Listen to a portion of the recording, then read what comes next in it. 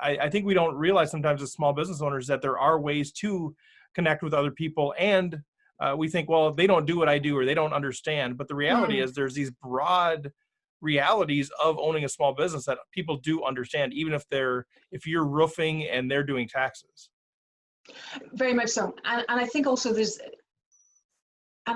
also I can understand why it's daunting to do that, because there's also that element of, I think another great thing that we do as humans is compare ourselves to other people and kind of say, oh, well, I've only done this, look at them, they've done all of these other things. Or if I say I'm scared about this, someone else is going to show that as a sign of weakness, and they're going to pounce in and try to take my market and so on. So I think that's one of the reasons why as well it's so important to choose wisely that community. And I think what's great about the community that you guys are doing is I know that that's going to be a priority for you. You're not just going to kind of let any Tom, Dick or Sally in with no rules at all. You know, there's going to be that element of, so for example, where I've been able to really get value from this kind of community is in the situations where I feel I can say, you know what, I'm shit scared. This is rock hard. And I don't know what I'm doing at this particular moment in time.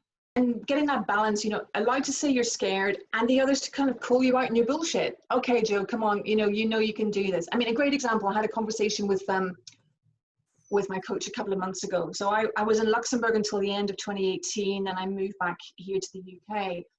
And a couple of months ago, so into 2020, I'm having this conversation with him of, oh, I feel really bad. I haven't been out and met more people on the local market, and I've just been kind of concentrating on doing my stuff, but not doing that. And he said, Joe, in the last 15 months, you've moved country, set up a business in the UK, you've done 2 TEDx talks, and you've published your book. I think it's okay if you haven't met more people in the local market. And that kind of, you know, that's what I mean by kind of calling you out in your bullshit. It's like, okay, I'm not going to let you go into this self-indulgent, woe is me, life is shit, I can't do anything. So I think that's the kind of people. That's the kind of people Love that, it. And I want to be able to say that to you guys. It's like, okay, come on, Steve, yeah, whatever. And know that you've got that, you can validate the emotion that, you know, that I'm going through, and you can say that sucks, and I can see that you're scared. And you can also be there to say, right, okay, well, let's take a breath, let's think about this logically, what are the things that you have done, and let's move on to the next bit. Can you talk a little bit about some of those positive interactions that you can have in the group to help not only bring you to the next level, but solve problems that have already been solved by someone else, and they can share that wisdom? I think that's a great question. I think what I have found so valuable in the mastermind groups is holding the space for each other. Holding the space to be able to talk something through, vocalize something. And how we've always done it is, well, in the masterminds I've been in, is in a first instance, it's not necessarily about giving advice, it's more about asking the questions. And then afterwards, it may well be about giving advice. But particularly when you're in different fields and you know, your fellow masterminders don't necessarily know your clients, they don't know the jurisdiction. You know, I've been in masterminds with folk in the US who have no idea about European legislation or things like that. But I think what is really, really powerful in the masterminds is having that space. It's having the space to have the possibility to talk something through, for someone to ask you powerful questions that may be as simple enough as, well, what have you already tried? And what are the reasons that didn't work? And what have you seen other people doing? To be able to kind of think it out loud, because I think, well, I mean, both of you, you know, in the coaching field, that's the point. I don't necessarily want to be told what to do, but I want to know that I have the power to work it out for myself.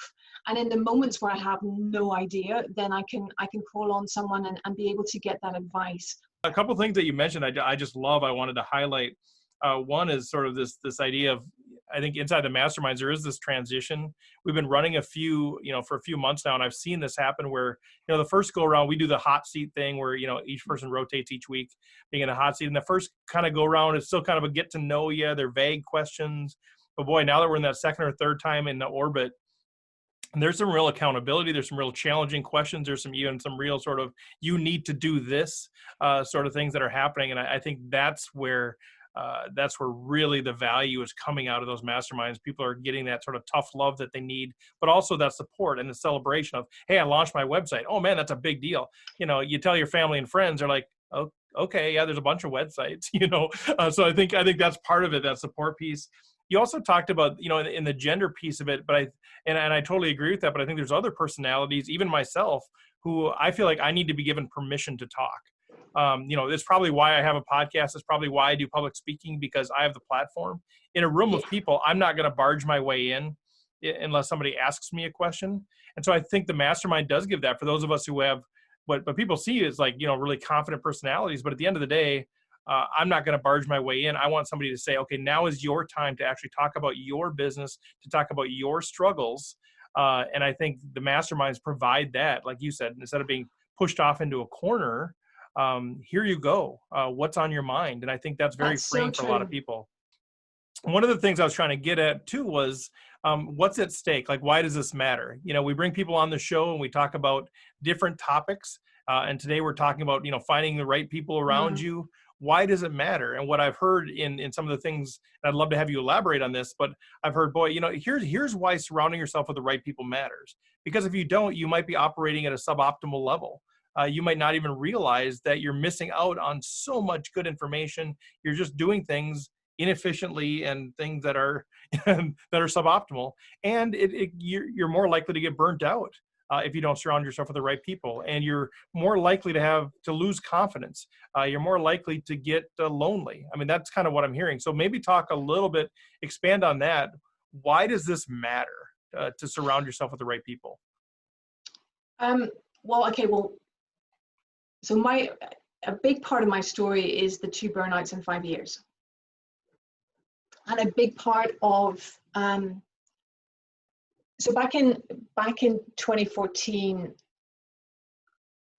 I had my second burnout in 5 years. I was super glued to the sofa, didn't want to eat, didn't want to wash, didn't want to go out. And I sure as hell did not want to tell anyone that I was going through this, because I was the one that people came to if they had a problem. I wasn't the one that went to other people if I had a problem.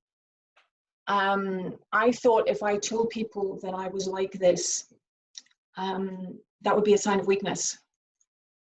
I had the right people around me, but I didn't know that I could ask them for help. So as we're starting to wrap up the episode, what is our key takeaways, or what are our key action steps for small business owners? Or, are there just a few key questions that we want everybody to ask? So who's ever listening to this, what should they be taking away from this? What should they be asking themselves? What are your thoughts on that? Okay, so I think in a first instance, it is about, I think maybe one of the first questions is, what are the stories you're telling yourself about how life as a business owner is meant to be, and about how you run your business, and about who you surround yourself with? So first of all, what are the stories you're telling yourself? Secondly, are those stories helping or hindering you? Or might there be a different way of doing this? I think then, if the answer to that is this, there's a different way of doing this, how can, I can collaborate with other people and bring other people into this. I would suggest that there are a number of different things that you can do, and I think that it depends on whether you want the baby steps, because this is a bit scary and you want to go slowly, or if it's, okay, I'm all in full out. I think if you're wanting the baby steps, there might be looking at things like, is there a local chamber of commerce, or is there a kind of industry organization in your town that you can tap into? So that might be of people in sorry, I'm just writing notes as I go along, of like-minded business owners, and just kind of getting together on that level of peers. And it could also be, what about in your group of your group of friends? Now, we're not talking about your Facebook, 1,500 friends on Facebook, or goodness knows how many on LinkedIn. We're talking, Brene Brown talks about, you know, who are the 2 or 3 people that you put on that little post-it in your wallet as the people that actually you give a shit about what they think. You know, so who are the maybe 2 or 3 of your friends that you know that they have your back, and they know they might not be a business owner, but you know that you can talk to them because there's that mutual respect. So I would be kind of looking at that and kind of seeing how you can leverage on those and see what that brings you. If on the other hand you're like, hey, this sounds fabulous, I'm all in, I'm all out, I would be looking at the small business community or other communities to see if that's something that is of interest. And if you like the feel of it, I would be saying, you know, come along and have a look at what's going on in these groups. And do I like the vibe in here? Are there things out there? Maybe explore the possibility of masterminds as well, to be able to get that really focused type of group.